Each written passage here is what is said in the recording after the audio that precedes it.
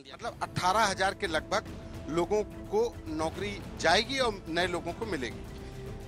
बिल्कुल जाएगी। क्यों? क्योंकि मैं फिर से आपको दोहरा दूं कि ये भर्ती करने से पहले कोर्ट ने रोक लगा दी थी और कहा था भर्ती मत करिए, लेकिन इन्होंने ये कहते हुए भर्ती कर ली कि हमारे प्राथमिक में शिक्षकों की कमी है और छात्रों का भविष्य खतरे में है, इसलिए मुझे परमिशन दी जाए। और ये भर्ती सब्जेक्ट टू पिटीशन 1356/2020 महिला आदर्श के अधीन थी, तो इसमें खतरे की बात ही खत्म हो जाती है सर। क्योंकि एक्चुअली है क्या कि जब आपने परमिशन लेकर की और आपने एफिडेविट दिया कि जो भविष्य में आदेश आए, भविष्य में जो आदेश आएगा उसका मैं अनुपालन करूंगा। 2020 से लेकर के 2024 6 सालों का एक लंबी लड़ाई के बाद हम लोगों को माननीय न्यायपालिका से न्याय मिला है।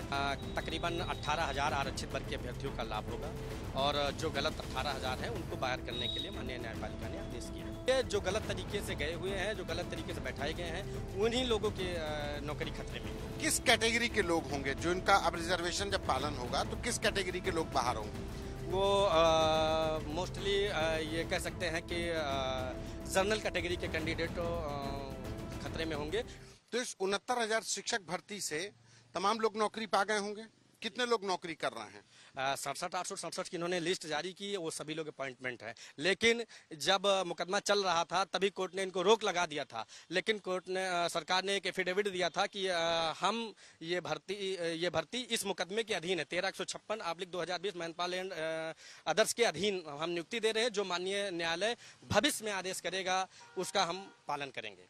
तो एक ये कहा जाए कि जो 69,000 शिक्षक में जो 67,000 के लगभग जो अभ्यर्थी जो नौकरी पा चुके थे, अब उनकी नौकरी खतरे में है? नहीं, उनकी नौकरी किसी की खतरे में नहीं। जो गलत तरीके से जो है बैठाए गए हैं उनकी नौकरी खतरे में है। 67,867 किसी भी अभ्यर्थी की नौकरी खतरे में नहीं है। खास तौर से जो संविधान से इतर या ब्यूरोक्रेसी की मनमानी या अपने लोगों को बैठाने के जो मापदंड अपनाए थे वो लोग खतरे में है और कोई भी अभ्यर्थी खतरे में नहीं। कितने जो शिक्षक हैं जो अभी नौकरी पा चुके हैं वो 3 महीने की लिस्ट जब अगर सरकार जारी कर देती है तो नौकरी से बाहर हो जाएंगे, और कितने लोगों को अगर कहा जाए तो लाभ मिलेगा इसका? तकरीबन 18,000 आरक्षित वर्ग के अभ्यर्थियों का लाभ होगा और जो गलत 18,000 हैं उनको बाहर करने के लिए माननीय न्यायपालिका ने आदेश किया। ये 18,000 जो लोग होंगे वो जो सिलेक्शन में, क्या ये SC ST OBC वर्ग के होंगे या इसका आरक्षण के इस जो नियमावली लागू होने से किस तरीके से रिजर्वेशन को की वजह से कौन लोग बाहर होंगे, एक साधारण भाषा में अगर समझे तो? देखिए, इनको तो नियुक्ति के लिए कोर्ट ने रोक दिया था, लेकिन इन्होंने ये कहते हुए नियुक्ति कर ली थी कि नौनिहालों का भविष्य खतरे में है, उनका भविष्य गर्त में चला जाएगा, हमारे पास शिक्षकों की कमी है, इसलिए हमको नियुक्ति कर लेने दीजिए। जो भविष्य में माननीय न्यायपालिका आदेश करेगा मैं उसका पालन करूंगा।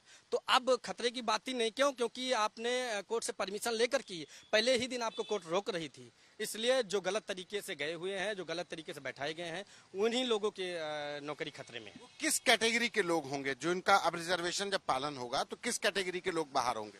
वो मोस्टली ये कह सकते हैं कि जनरल कैटेगरी के कैंडिडेट खतरे में होंगे। क्योंकि हमको जो इस में आदेश हुआ है कि अगर हम रिजर्व कैटेगरी के कैंडिडेट हैं, अगर हमारा क्वालिटी पॉइंट अनरिजर्व के इक्वल होगा तो मेरी काउंटिंग रिजर्व ना करके मेरी काउंटिंग अनरिजर्व में की जाएगी। क्योंकि जो 50% होता है वो ओपन कोटा होता है, वो सभी के लिए होता है, किसी व्यक्ति विशेष वर्ग के लिए नहीं होता है।